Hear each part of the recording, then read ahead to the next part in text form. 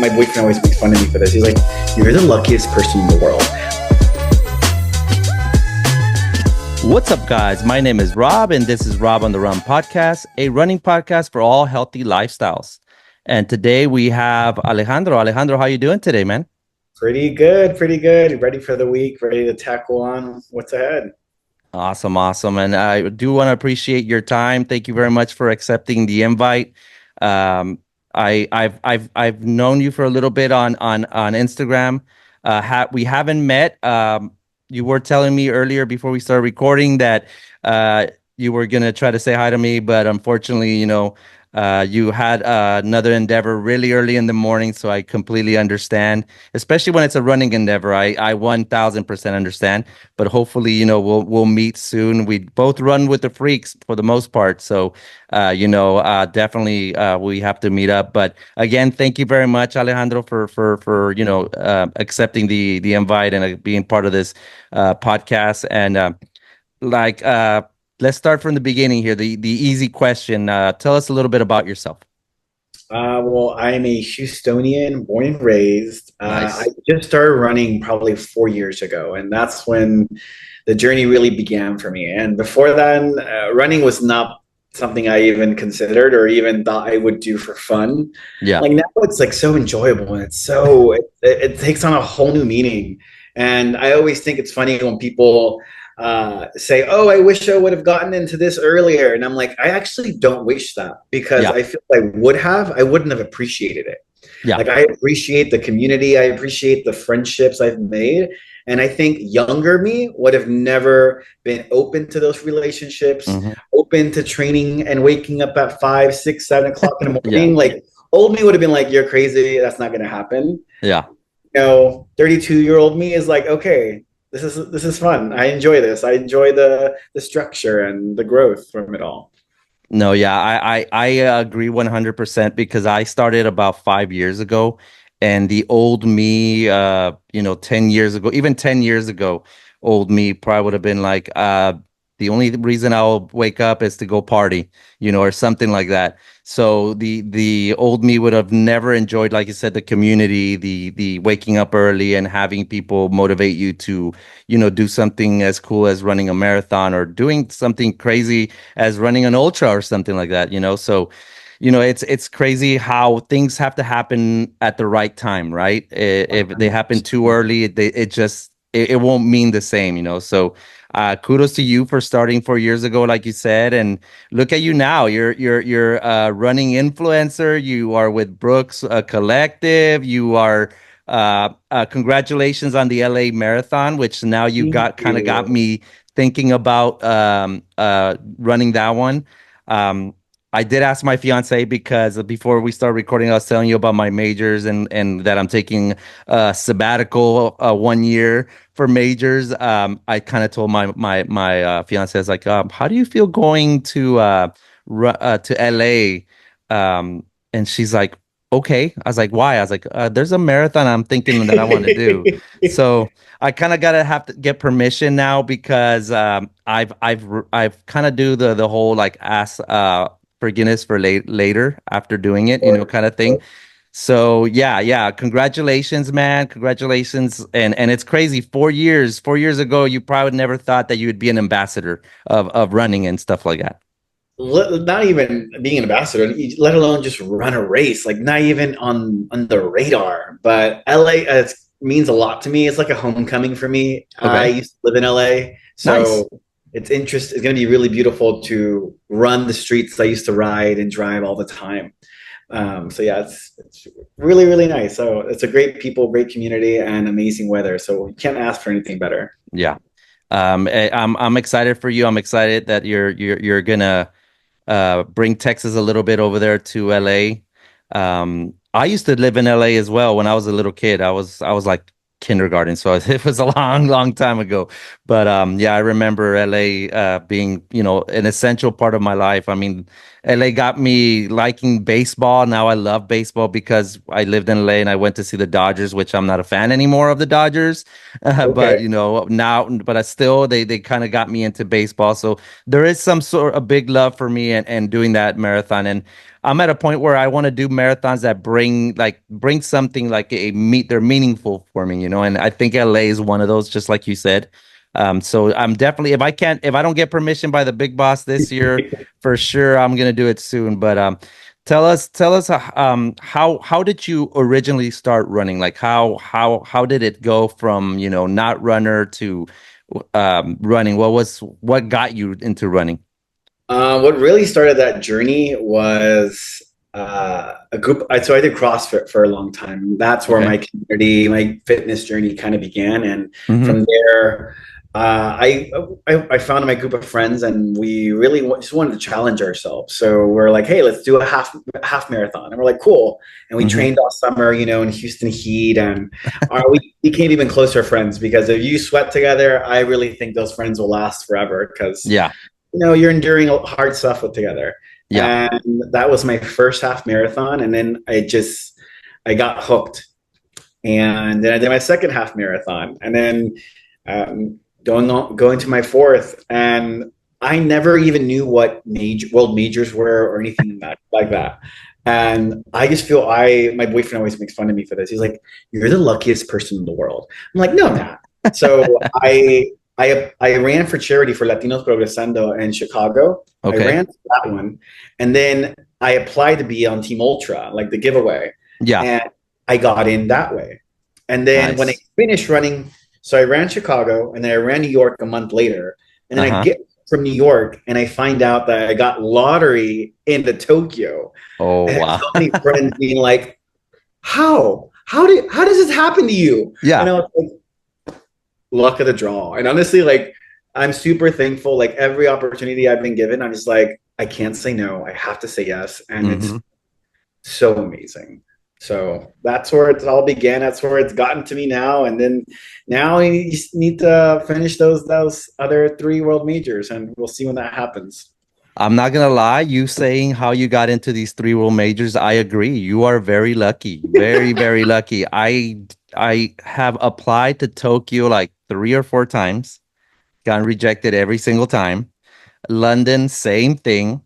And I felt the burn for London this year, so I get that one.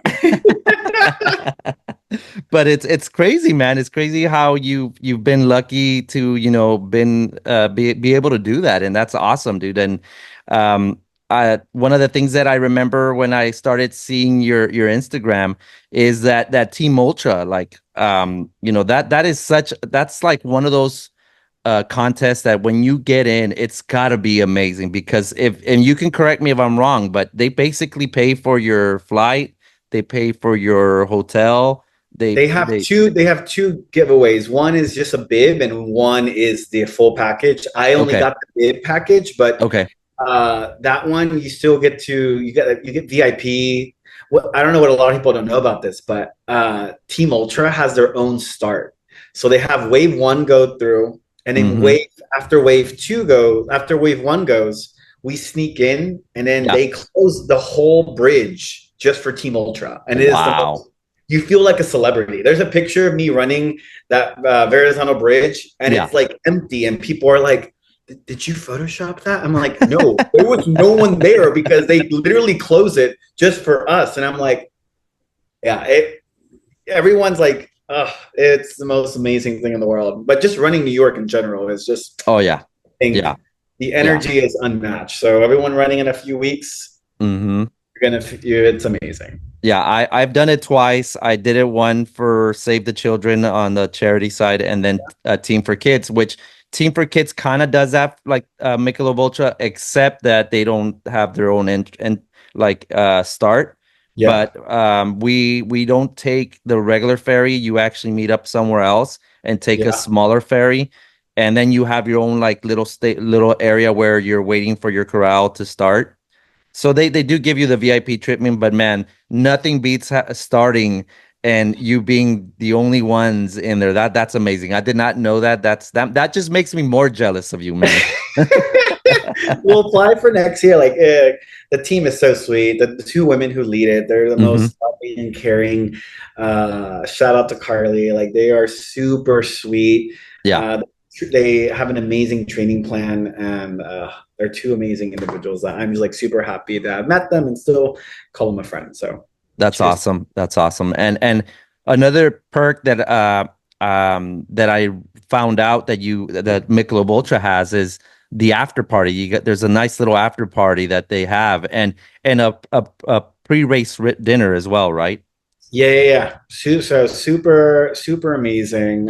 You really feel the VIP treatment with them. So I always say like their slogan is like it's only worth it if you enjoy it. And like honestly, there's moments on that track you're like, I am enjoying this. And there's moments where you're like, I'm dying. And what's Mm-hmm. really cool is that on the Michelob jerseys, it has your Mm-hmm. name on it. So you Yeah. never feel like a celebrity until crowds of people are yelling your name, and you're dying on the inside. You're like, okay, I got this. And you're like, someone's like, Alejandro. And I'm like, okay, I can't stop. They Okay. just got my name. Like, Yeah. it's pretty Yeah. amazing. No, that you're 100% right. It's amazing how the crowd and the city really kind of stops in a way for this marathon, and the crowd support, like you said, it's like no other. I've done Chicago, I've done Berlin, just recently did it, and it still does not compare to the crowd support that you get from New York. Now, I have heard that this year's Chicago Marathon that was really good in crowd support. Unfortunately, mine was a little bit low on crowd support. I'm not gonna say it was completely dead, but it definitely there was some areas where it wasn't. But I still think New York City, I don't know, there's something about it. There's something about how people just are cheering you on. And like you said, they call your name and that just gives you that little boost of energy that you need at the right time too. So it's really, really awesome. And it's awesome. Like I said, I love seeing what you posted, and that's what really caught my attention when I accepted, or not accepted, when I started following you. Sorry, but it's awesome that you actually had that great experience. But tell me, now that you started, so you're telling me that you went from no running at all, or maybe jogging, or CrossFit, I whatever remember you what I guys. thought was running was a mile. I'm like, oh, I'm going to go for a long run this weekend. I'm going to do 2 miles. Like, oh, let me gonna push myself. And I'm like, yeah. So yeah, I went from nothing, like bare bones. Bare bones to a half marathon. And I've had a lot of people that tell me their story and how they started. And just like myself, I started running very low. Like, I did a 5K. That was my first race, and then I kind of went to a 10K, little by little, just gradually moving. So why go from nothing to a half? Is it, I know you said that it was kind of like a group decision, you guys decided to do it, but was there no other option, I guess?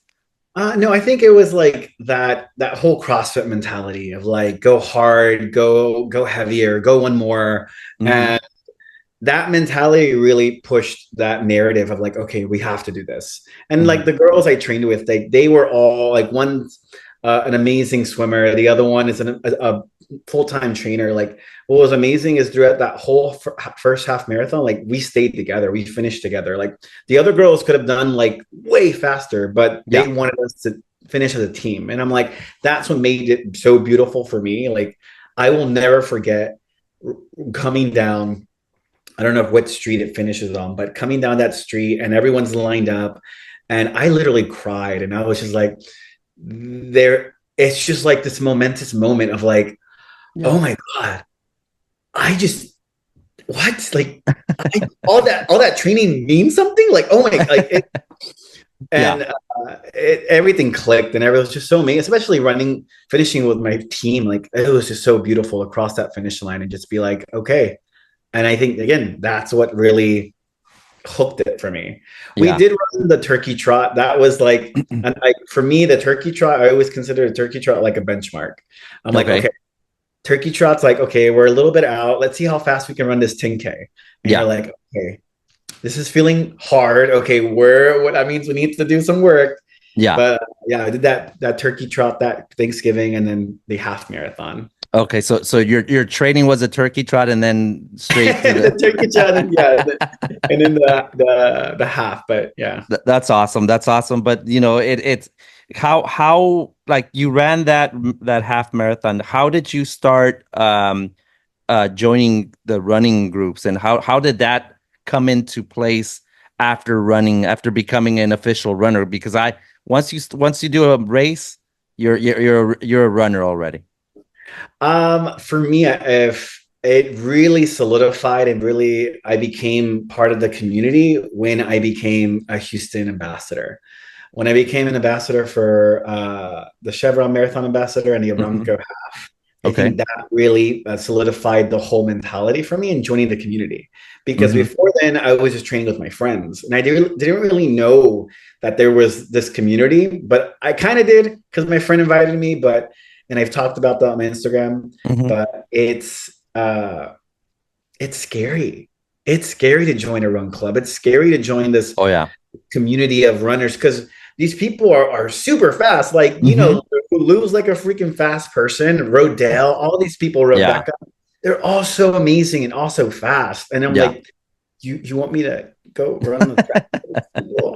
And I'm like, I remember joining the first run club. The first run club I went to was Striders on track on Tuesday in the Heights. Yeah, that was the first one. My friend Bob was the president last year, and he kept inviting me. And I'm like, I'll come eventually. But honestly, what really pushed me to get more involved in the community was being an ambassador. Yeah, and I literally got like teared up the other day. I was like, oh my god, I wouldn't have met any of these amazing ambassadors. I wouldn't have met any of these amazing people that wasn't for, you know, becoming an ambassador, becoming, you know, joining this community of runners. Like this would have never been, like I would have gotten one part of it. I think it's a whole different meaning when you actually get involved with the community and get to know people, because it doesn't, and this is why I always tell people, like, it doesn't matter if you're running a 5K or running a full marathon or ultra, like, find a community that stands by you, motivates you, and encourages you. She's like, you got this. Yeah, no, you're 100%. And just the part, like what you're saying, just try to join a group. It really hits home because when I started as a non-runner, you know, and I remember going to one run group when I lived in Austin, and you see all these fit kids, like super fast, like you said, and you get intimidated. You really do. And it's not because they are giving you that presence that they're too good for you, but it's it's you making yourself feel. Yeah. And I remember going, and I'm like, how the hell am I gonna even find any common ground with these people? I can't even run before dying, and these people are running and they're talking to each other and they're enjoying it. I can't even talk. I can't even chew gum and walk, you know, so come on. So it definitely, you know, resonates with me what you're saying, because I think it took my fiance to finally like go with me and show me, you know, these people, they love talking about running. And one thing they love, and you can correct me if I'm wrong, which I'm pretty sure I'm not, they love to hear that you're a new runner. Because they want to help you. Exactly. And that's what I never understood until I finally said, you know what, maybe it's just all in my head. And once I joined like the Freaks were the first run group I joined when I moved here to Houston. And I just got hooked. I got hooked with the vibe. I got hooked with how easily you can make friends, you know. True. And I feel like every run club has their own, like, I want to say like genre. I feel like there's different run clubs for different genres, and like there's one for everyone. Like honestly, you'll find one you really click with, and a lot of people always ask me like, oh, but what about like if you're older? I'm like, it doesn't really matter. Like just show up and you're gonna have a good time. And Freaks, I fell in love with them because of the community. For me, Freaks really, that's why I met, the first day I remember I went to Freaks, I met Rodell, who was another ambassador, and Lou. Okay. And I remember I had stalked Lou a little bit. I'm like, oh my gosh, she's really fast. and Rodell too, I'm just like, wow, super fast people. And it was just really nice to see them, like, because like obviously I met them on social media, but to see them in real life was always like nice. Like, oh, nice to finally meet you. And it's funny that people who are really fast are actually the sweetest sometimes. because they're Hmm. just like, how are you? What's going on? Are you Yeah. good? Like you said, they actually care about what you're doing, and they're not just like, okay, go do your little workout. Yeah, go away. You're not as fast as I am. Leave me alone. No, yeah, it's crazy. I think with freaks, one thing that really caught my attention is just a simple thing that Patrick does, like just to say, "Hey, if you're new, raise your hand," and people will hover around you. Like I remember, I raised my hand for the first time, and once we finished our run, I had like two, three people come up to me. It's like, "Oh, I saw you're new. You're where are you from? How long have you been running? Stuff like that." And it made me feel really good, especially coming from a new city, and having to start kind of all over in a way because it is starting all over. You're trying to find again a new identity in a new city, and me being still kind of a new runner, and it's awesome that we have these communities of runners, that are like-minded. They don't care, like you said, if you ran a 5K, if you can't run a 5K, if you can't run from the block to the other. They're always very supportive and they're always willing to help you out, and that's awesome, dude. That's awesome that, you've had that experience because that's what I like to hear for sure, for sure. I feel like if you're not a runner or you don't do any races, they will definitely convince you and make you sign up before the year's out. Oh yeah. This- Oh yeah. Trust me, in that I already got bamboozled to run the 50K Habanero next year by one of my friends that I met through the freaks, So I went to help him out, and all of a sudden he's like, "Yeah, you're running. If you run it, I'll run it next year." I'm like, "Oh, the traditional you run it, I'll run thing," which is very popular in runners. So yeah, yeah, I'm a testament that they will make you do stuff that you've never done, or convince you. I guess not make you because no one makes you, but they can convince you to do something that maybe you never thought that you were gonna do, man. But so freak for you run for freaks. Do you still do striders or not so much? I can't make it out to the track anymore, so I kind of do my own little track Tuesday at Memorial, the new track they have Isn't there. isn't it beautiful? I'm like, thank you, Houston, for giving us this. Like, it is the most beautiful thing. It's funny. I saw you run the. Are you doing all the bridges? Yeah, yeah, I met some guys there on Tuesday night, and they're like Latinos, and I was like, "What are y'all training for?" He's like, "Oh, just Houston half," and I'm like, "Oh, and the bridges." I'm like, "The bridges?"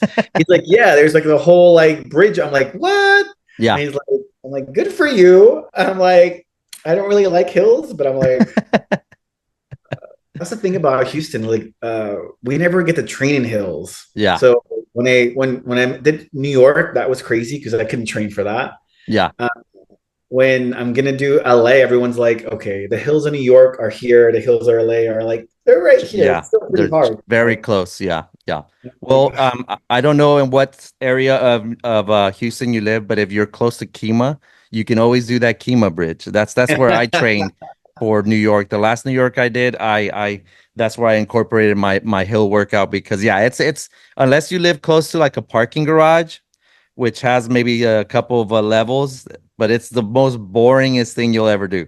I'll tell you right now, it's pretty boring, but yeah, it's hard to find some good hills. So doing the bridge series that we have here locally where I live, because I live in closer to Galveston, like in between I guess LaPorte and Galveston.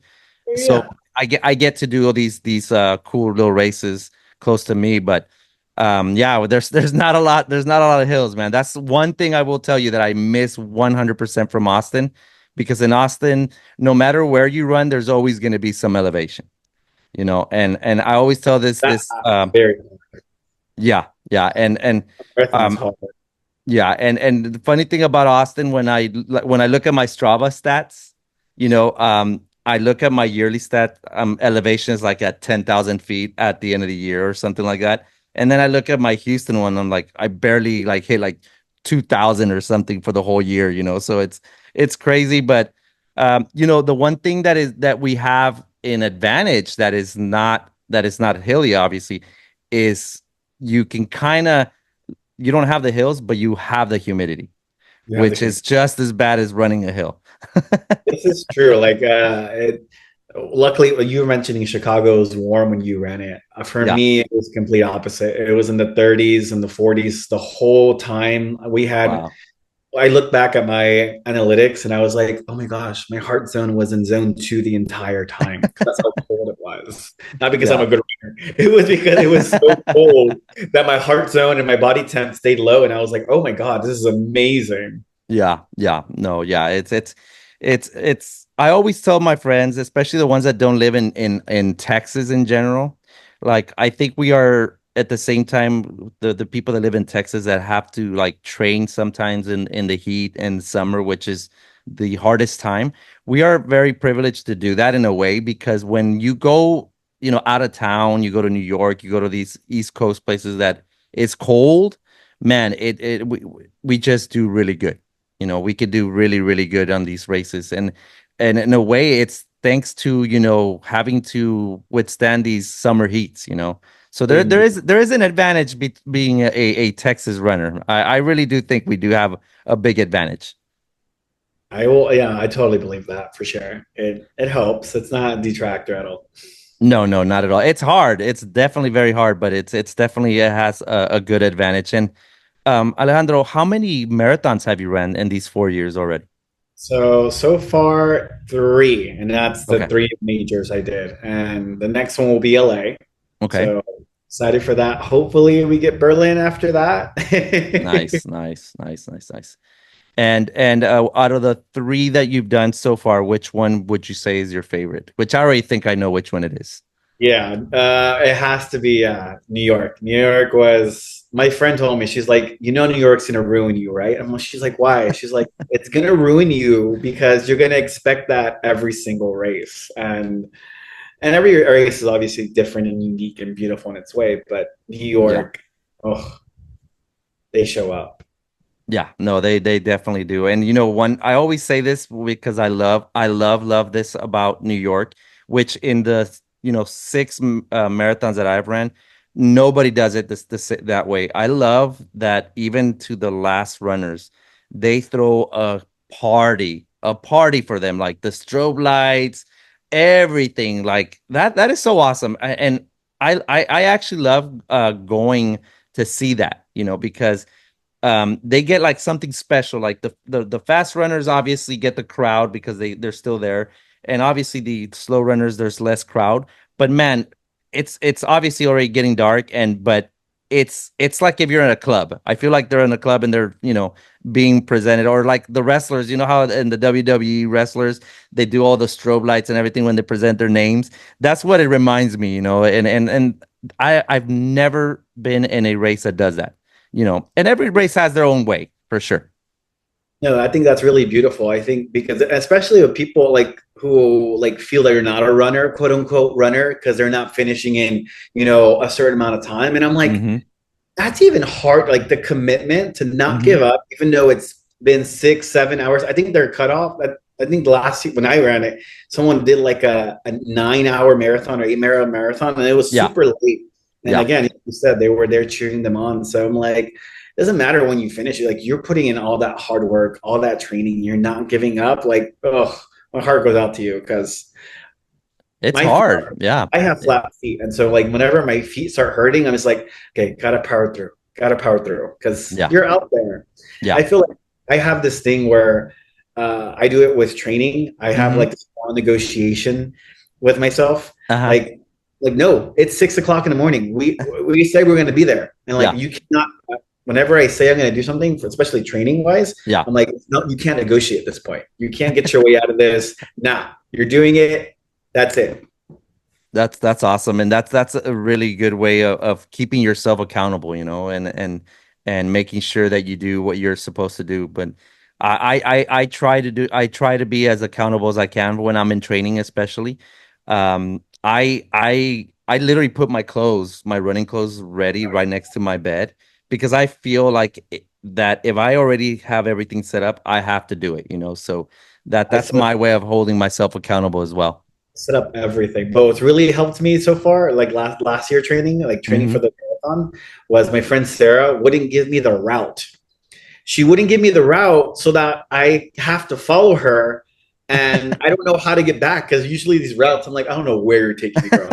And so I'm like, I can't leave because I don't know how to get back to the car.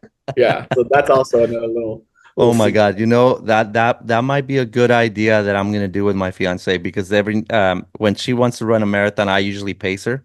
And so Okay, I'm the one that creates the routes for there us you to go. run. So I'm gonna do that. I'm gonna do that. Learn I'm how to not get gonna back to give the it. I'm not gonna car. give you the route so you don't have no other option than, having to follow me. So that's a good Like one. that also helps for like your mental game. Like if I know about like let's say we're doing like a 60-mile run and we're getting Hmm. at mile 15, it's like my body starts to like being like, oh, you're getting tired, and so Yeah. I'm like, but yeah, having someone else take control of the workouts always I love that. I can follow a workout, like, but Yeah. if someone else is leading it, oh, I'm way better at it. I'm like, okay, we're doing what 6 miles at race pace. I'm like, okay, and I was like, is this race pace? Okay, okay, we're doing that. It is mind over matter. Yeah, for sure, for sure. And Sarah has been the one that you've been training for all your three marathons, or is it a recent? No, no, just she calls me her marathon husband. Like I mean, like her marathon life. Like I recently met her like just last year. So Okay. this last year she trained for Berlin and I was training for Chicago. So it kind of Okay. our training lined up, and Hmm. some people you can just feel very comfortable running with because they're Yeah. not. You just feel like our cadence as well. You're not super Hmm. fast. You push me when you need to push, but you push back when So Yeah. it's really No, it makes such a big difference to having a running partner, a accountability partner. It also helps out with the accountability, because once you got to wake up and somebody's waiting for you, it's hard for you to say no. Like say, you know what, I don't feel like running today. I'm just not gonna go. Because now you have somebody that you might let down and might be waiting for you. So that's and always also a good thing. she's like being a girl. Like it's always like for me, I'm like okay, I already committed to this. I'm not backing down. Like I'm not gonna let her run by herself at 5 o'clock in the morning. Yeah, So for me, it's like a safety thing, and I'm like, no, I already committed to this. We're going. yeah, yeah. But funny, she actually a couple days ago I asked her this. So I was like, "Am I on time or am I late?" And she's like, you're not on time, but she's like, you're not late. She's like, you're like right there. Like if we say we're gonna meet at 5:30, I'll be like parking like at 5:31, 5:32. She's like, you're not the type of person I have to lie to be like, hey, we're running at 7 and tell them to be there like at 5:30 because they're Yeah. gonna be 2 hours late. Well, She's that's like, it's good. not that bad. That's good that you kind of found that accountability partner. That's one thing I struggled a lot to get find somebody that um will run with me, and that's really good that you have that because man, those long miles, once you start getting in the double digits and you got to do it on your own, it's hard. It's very very very hard to stay motivated, and sometimes like you said, you have that person that, like she has a route, so that takes away a little bit of that pressure for you. So that's cool. I finally did find one person that wanted to go crazy and wake up at 4:30 because I like to wake up early. I like to get my runs ready, and by the time when the sun comes out, I'm almost done. So I'm kind of like a vampire, I guess. But I found a good friend. His name is Paco, and he's the one that kind of helped me with this last marathon training, and it's such a big difference to 100%. have somebody, but it's cool that you can do that and you are motivated that way. But so I take it that Houston, this is going to be your first Houston race. No, this will be my third, yeah, third. I always do the half marathon Oh, okay, okay, because I okay, usually have something else going on. And because to be legacy with Houston, you have to do 10 consecutive races. okay. So if you switch, I was going to switch to the full. And I'm like, no, then I won't. So what's beautiful, the reason I like it is that I will get my legacy when I turn 40. Okay. So like, that's really cool for me. Like every year has been like adding another like, oh, finally. So when I turn 40, I think 40, yeah, 40 will be 10. And Okay. then we'll be able to become legacy. And what is the biggest advantage? Because I do get this question a lot when you become legacy. What are the little perks you get with that? I honestly don't know the perks. I just want to get the title. There's a dinner I think they do. There's a couple other little things, but I I think don't you get really. some free swag if I'm not I think mistaken. yeah, Yeah. I do believe so. The Chicago Legacy is amazing, and that's another one I want to do. You Yeah. have to And it's very five. it's less. Yeah, it's five. It's Yeah. 5 and 10 years. Yeah. So Yeah. I did one. I'm like I can squeeze in four more. But I just yeah, my goal was to one day like be like in my 50s and be able to go do like a marathon, you know? yes, yes. That's the same thing I think like that. And I've done one Chicago, so I think I still have enough time to do the other four. But Yeah. it's so cool that they make it feasible, for people to do it, So especially because it's a lottery base or a qualifying base marathon. So, World major, you know, so everyone yeah. wants. But yeah, it's one of those that I want to do again. Unfortunately, when I ran like we were talking earlier, I ran Chicago. It was kind of hot and it was my first marathon. I definitely did not come trained prepared for it. So I want to redeem myself now that I have a couple extra marathons under the belt. I think I can definitely do much better in running it and not so much like beating the time, just to be able to enjoy it, because I man, it was such a hard marathon for me. I remember it just did not work out right. So I want to change that perspective that I had about it.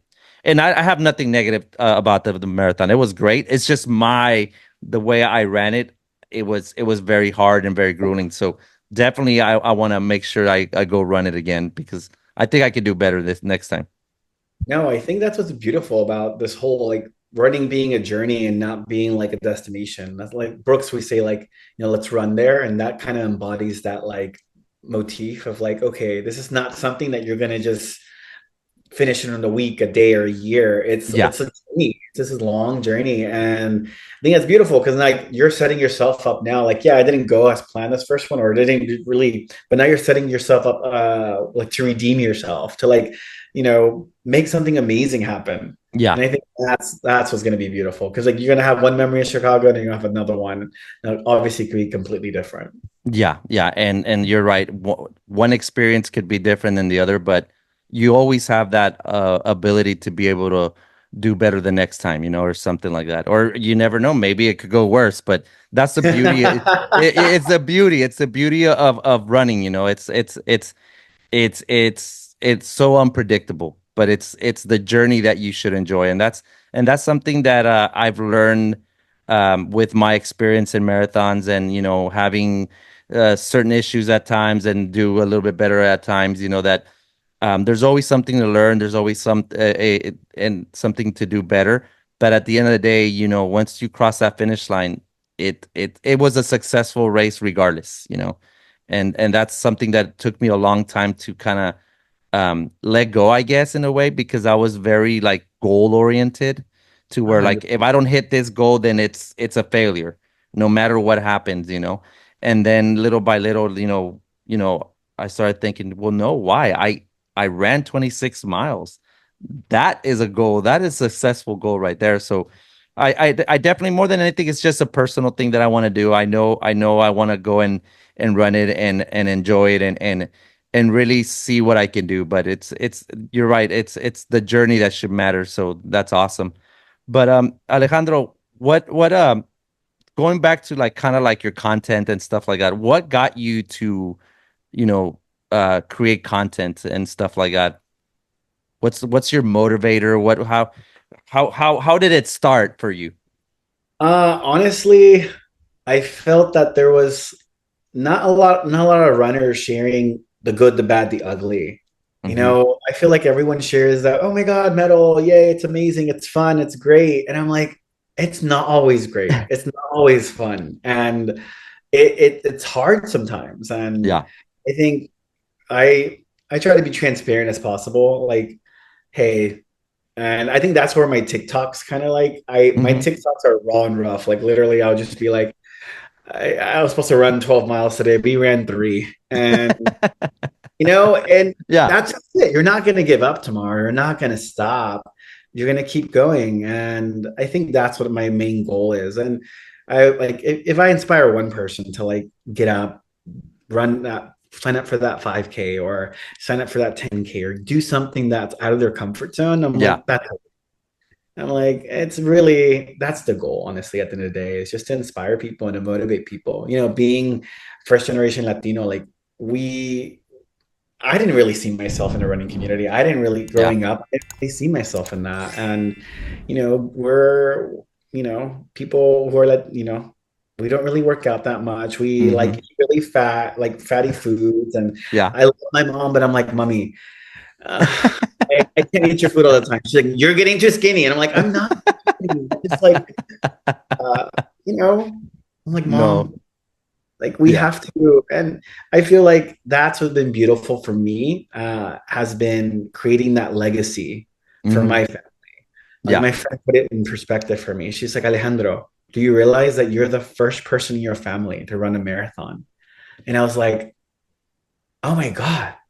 Yeah. I like you're the first, like you were a trailblazer. I'm like, and it got me like thinking, like, wow, that's crazy. Yeah. And like my goal one day is to be able to like have my kids and show them my medals and be like, you're never gonna beat that. No. Like I want them like to push themselves and like do hard things. And I think that's the beautiful thing. I think that's where my content lies. And I think that's where my core is. Many years ago, I did this whole like I did 40 days of yoga, and one of the main things was like, what is your kind of like your personal mantra, if you Hmm. will? And Hmm. mine was to let people know that they are worthy of love, that they Hmm. are loved, and they can just go do what that's like, just go do the thing that scares you. And Yeah. it's so, and think about it now, like me saying that, I'm like, go away, Alejandro. Like I would have been like pish posh, whatever. But like it's true. Like when you Yeah. start doing the things that scare you and get out of your comfort zone, it's easier said than done 100%. Yeah. But you start to implement these little things that are gonna Yeah. change your life. And that's what running did for me. It changed my life. It changed I'm super thankful. I'm this man today that is super, loving and enduring hard things and is not gonna give up when it Yeah. when it gets tough. And even though I don't want to do it, I'm like, no, we're doing it. We're going to finish and we're going to do it amazing. So I think that's the core of my content and just grow from there. And why creative Tejano? So, so early on, I was a creative Texan Uh-huh. because, I born and raised here. I'm Hmm. Mexican. And I always loved like the word Tejano. It means Mexican born and raised in Texas. Yeah. So that really resonated with me. So I'm a creative person. I'm a photographer, designer, retoucher, like the whole thing, like videographer. And Hmm. like I never really so backflip, like I created content for multiple companies, like in the Uh-huh. fashion industry and the clothing and every industry you can think of, I created content for. And I never Okay. really sat back and created content for myself. And I was like, why am I not branding and doing stuff for myself? And I'm making Yeah. it now. So I think that a switch clicked somewhere around there. And I'm like, okay. And so I was creative texting for her forever. Hmm. And I was asleep one night and I dreamt it. And I'm like, oh, creative Tejano. Why don't I put Tejano? Because I'm like, that's who I am. That's what embodies me to a T. Yeah. And I woke up in like a panic and I changed my Instagram name and I changed my Twitter name. I changed everything. I buy the Oh my domain God. on my website. And my Okay. best friend, she's like, how did you get that? How did you get creative? How is that possible? How is that not taken? And I'm like, girl, it wasn't. And I bought all the donations. I bought everything. She's like, never change your Instagram handle. That's like Yeah. just Yeah, no, I love it. It definitely embodies what if I were not to see a picture of you, I think that definitely it would be you. So that's awesome. I really enjoy watching your content. It really is motivating. It in a way, I'm not gonna lie to you, I've used it to motivate me to put some content of my own.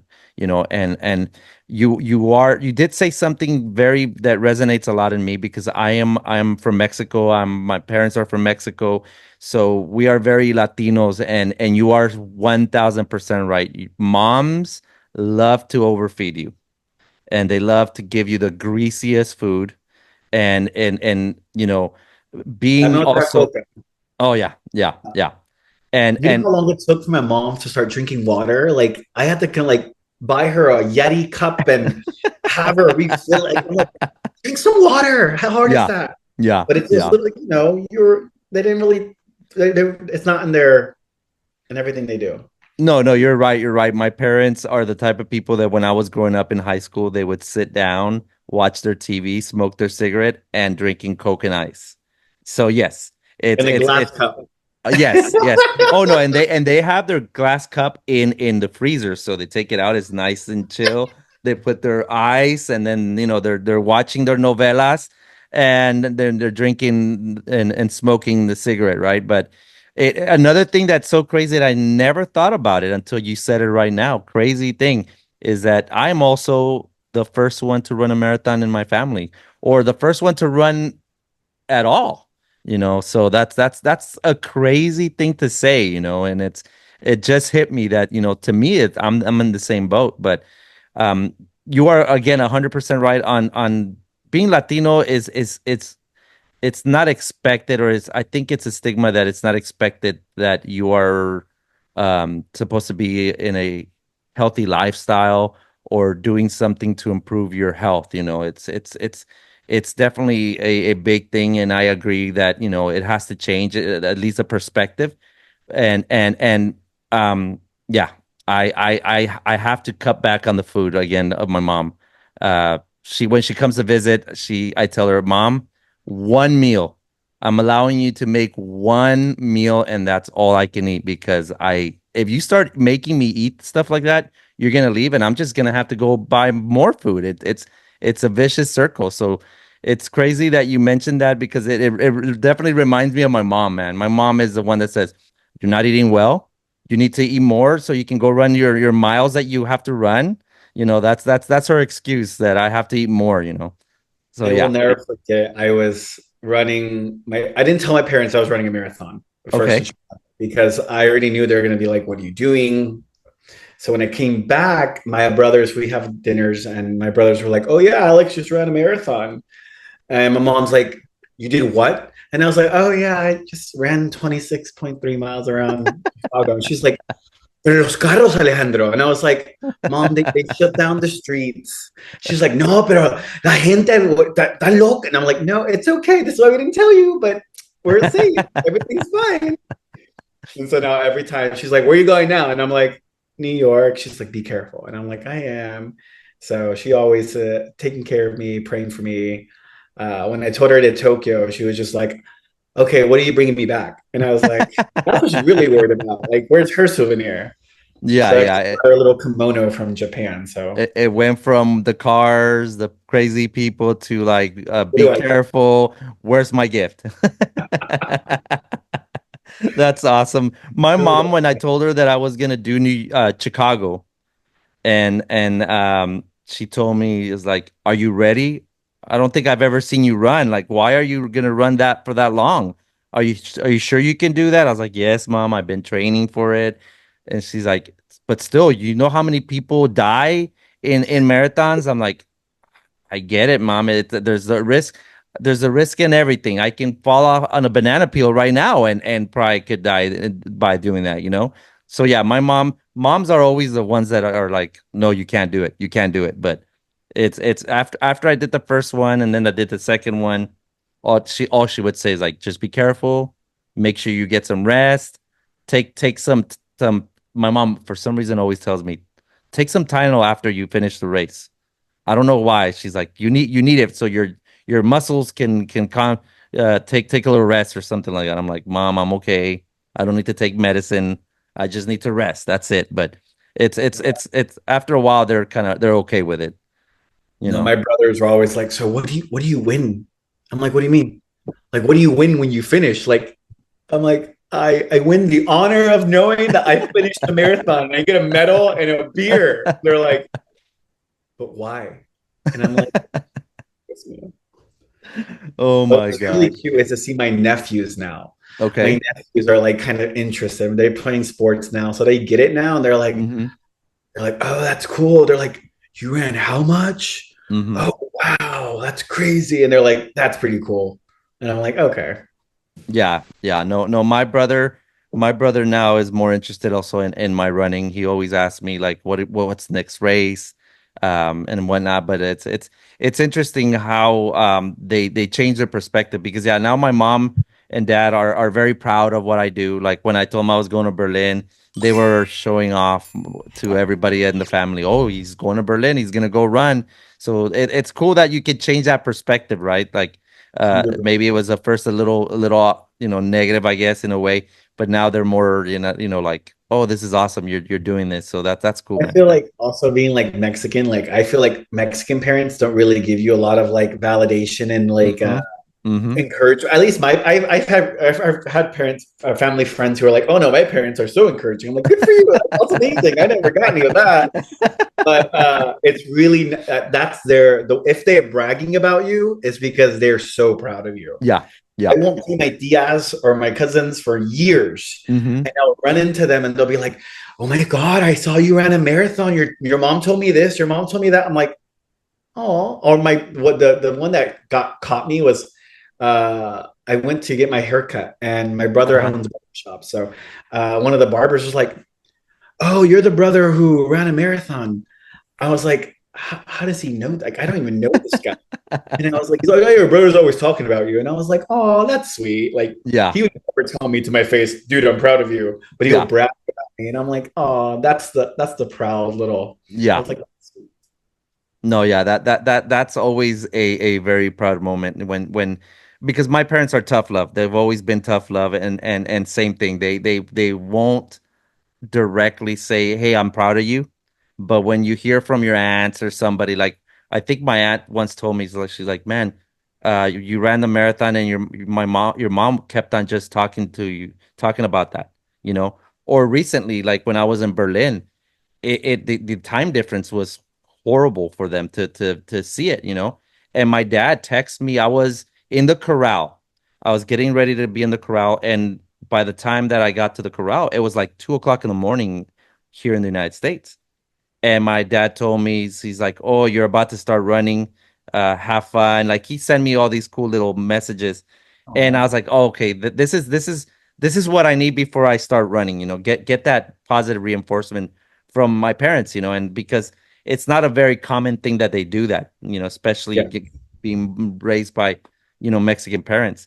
So yeah, it always feels good to get that positive reinforcement, even if it's maybe not direct, indirect. It still means a lot for sure, man.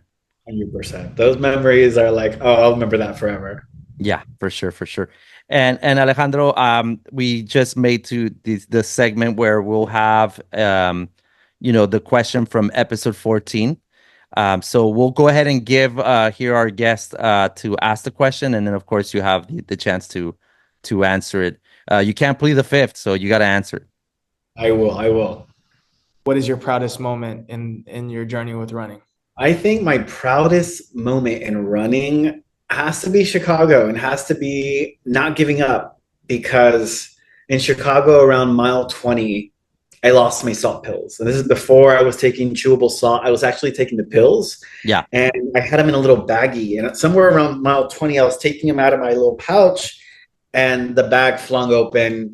You're running. It's in slow motion. I saw them all fall and I'm like, no, and I like there's no reaching for them. You're Yeah, gonna hurt it's someone, it's and I'm just done. like, it's done.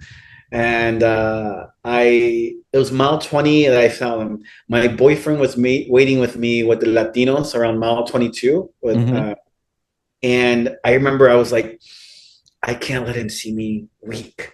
I was like, I can't. I'm like, legs, come on. I like started slapping my legs. I'm like, you're not cramping. Like, come on. Luckily, I saw this guy handing out pickles, and I took like 4 of them. And I'm like, okay, I'm gonna eat 4 pickles. Someone else offered me salt, like little salt. Oh, the packets, yeah. They're like, Yeah. that work? I'm like, yes, thank you. And so right before I saw him, I did all this around mile 21. So when I saw him mile 22, I'm just running at him and I was like, everything's fine. I want to quit. He's like, you're not quitting. Come on. And I'm like, okay. And I just take off. And I was like, that to me is my proudest moment because I didn't give up. And to me, I even stopped. And what's really cool in Chicago, I don't know if you ever did this, but the tents, they'll actually they'll help you stretch out your cramps. Mm-hmm. And for me, there was a guy next to me in the bed. And they're like massaging my cramps out. And the guy next to me, they're telling him, you can't finish. And it's mile 24 at this point. Yeah. And for me, I'm like, he's like, I look over at him and he's like sobbing because he's like, he put all this effort and he's like, no, I'm going to get up. And the guy's like, dude, you can't. Like, your legs won't let you. Yeah. And to me, like that, I was getting massaged and I was like, okay, Alejandro, if you can get up, you're not, no. I'm like, you have to finish this. Yeah. And finishing that was amazing. It was the first one. So I'm like, the first one, I'll never forget this. Someone said, you'll never forget your first. Yeah. And whoever designed that last little hill in the Chicago Marathon. Oh my God. Yes. There's a special place in hell for you, sir. Yes. Because, oh my God. I remember seeing that hill. And as I was approaching it, this guy, I was dying already. This guy sees me and he's like, he gives me this like weirdest look because he's just like, you have to run it up, sir. Like, I was like bracing myself. And I remember there's a picture of me going up that hill and I was like, oh, but yeah. It has to be that first full marathon and just completing Chicago and not letting those little setbacks destroy you. Just give up. No, I that's awesome. And it's such a good, proud moment for sure. But yeah, I thought I was the only one that thought about that little hill because it's like, why couldn't they do that at the middle? Why do it there? Man, it's crazy. I did a relay Ironman in Cork, Ireland, and they do the same thing at the last. They have this big hill, and that is the last portion of the bike portion. You have to go up it. And there's a picture of me somewhere on social media where I'm just like, I had to get off my bike and walk it because my legs were cramping. They were done. Oh, wow. So, yeah. Just so people who do this, I'm telling. Yeah. They figure out what to do before, you die, I guess, or whatnot. But it's funny that you tell that story there in Chicago, because when I ran Chicago, I saw the little hill and I think it was just a natural reaction. I put my hands on my knees and I'm thinking, oh my God, no. And so I'm cramping, I'm tired, I'm pretty ticked off, to be honest, already, because I want this to finish, and this volunteer, which, I mean, that's their job to do. They got to come up to you and make sure. So he comes up to me and he looks at me and he's like, do you need a wheelchair? And I look at him and just because I want to keep this PG rated, I said some pretty mean things. And yeah, a lot of bleeps. And then I told the guy, I remember the only thing that I can not bleep, I just told him, I'm like less than 500 meters to the finish line. I'm not going to finish here. Like, no. And the guy just looks at me. He's like, you're right. Get up and finish, sir. Finish. And that's all I needed. And then I turned around. I was like, thank you. That's what I needed to hear. And then I turned around and look at him. And I even gave him a hug. I'm pretty sure I gave him a hug. And I said, I am so sorry that I cussed you out. I am so sorry. He's like, no, I get it. You're tired. You want to finish. Just go finish. But, whoever created that, I saw TikTok about it, the grade of it and everything. And I was like, oh my goodness. Right at the end, because you go up. I remember you go up, you make a left turn, and it's 200 meters or something, and you're done. You're basically done. So yeah, whoever created that definitely did not like runners. I don't know, man. It's crazy. Let's go with that. yeah, for sure. But Alejandro, again, don't want to take too much of your time. So we're now at the point where do you have a question for our next guest? Yeah, I think I would love to know how they see running being an inclusive platform. How do they see that? Because I personally see as like it's one place where you come as you are, and it doesn't, like we said before, it doesn't matter whatever your race or gender orientation is. Like Hmm. you're gonna find a community who's gonna Hmm. accept you, push you, motivate you, and sometimes you're gonna get mad at them because they're pushing you too much. But I think that's the beauty of the running community. Yeah, I agree. I agree. Great question. And I personally think it is very inclusive. Uh, from my personal experience of being a non-runner, it's made me a better runner. It made me a better person, even a better friend to people. And you are right. It doesn't matter what gender, what color, what distance you run, how slow, fast, body structure. It doesn't matter. It all that matters is that we're all there for one goal, and one goal is to run and have a good time and Yeah. enjoy the process while you're doing it. And why not have a beer or two after the run? That's that you've earned it. But yeah, great question, and really I appreciate again, Alejandro, for you being here today. What's up next for Alejandro? I know you're the ambassador and you're doing the half. Anything before the half, or you're just training basically up to that I'm point? at the turkey trot. I'm super. I don't know if you know, but the turkey trot's back. Mm-hmm. I love the turkey trot. I'm like, it's the best way for you to get your miles and burn some calories before eating all the turkeys. Oh So yes, yes. I would probably just say as well, like if anyone wants to run the LA Marathon, they can DM me. I can give them a discount code. I think Sweet, that's sweet. amazing. So, Sweet. If I can convince the general over there, I might need to use that code for sure, there you for sure. go.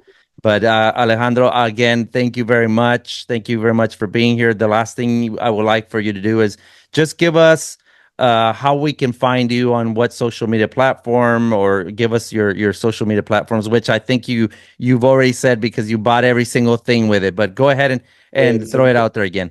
you can literally find me on everything, even on in Twitter, YouTube. What's the young one? TikTok, TikTok. Instagram, and even my website at Creative Tejano, Uh-huh. and it's pretty much everything. I'm really happy to, like you said, have that handle. And thank you for the opportunity. Thank you for the time and the space to share. And you Yeah. know, No, no, thank you very much. Thank you very much for being here. Thank you for your time. And we look forward to seeing you in representing Texas over there in LA. And hopefully, you have a successful race when you do it, and hopefully we get to meet soon for sure. for sure, we'll definitely have to schedule that. For sure, for sure, for sure. Well, thank you, Alejandro, again. Thank you very much for your time, and have a good night. You too. Bye bye.